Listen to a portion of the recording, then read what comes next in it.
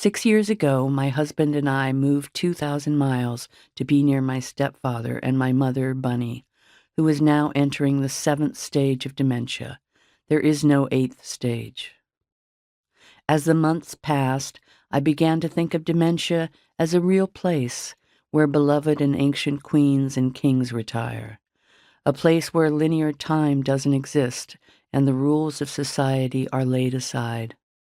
Whenever I go to my parents' double-wide mobile home in Hayward, California, I am really traveling to dementia.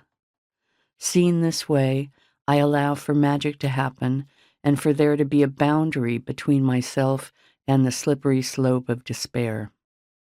I acknowledge another world about which I know nothing. I assume nothing other than her presence in a different land and her agency within its boundaries.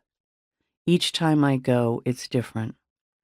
I've learned to set expectations aside, like an umbrella on a sunny day.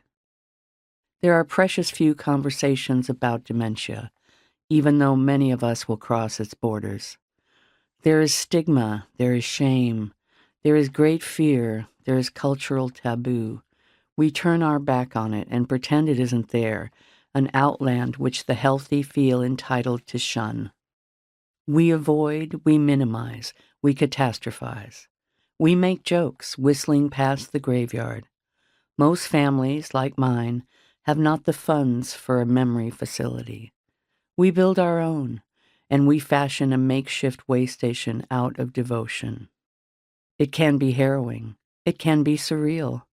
A replica planet hovering above our own, mysterious, unfathomable. A quixotic land full of resurrection and common miracles. Monsters and hallucinations live there, lost gallops through its streets. But where my mother goes, I go. As a coping mechanism, I began an inventory of observations. I picked up stray gems I came across in the ruins. The smaller, the better. I began to actively search for mortality insights, the gifts we are meant to find, our reward for not turning away. As I helped my stepfather clear their house of excess, I found unexpected clues to my mother's past, to my ancestors in Puerto Rico, a fossil record of the Boricua who made me.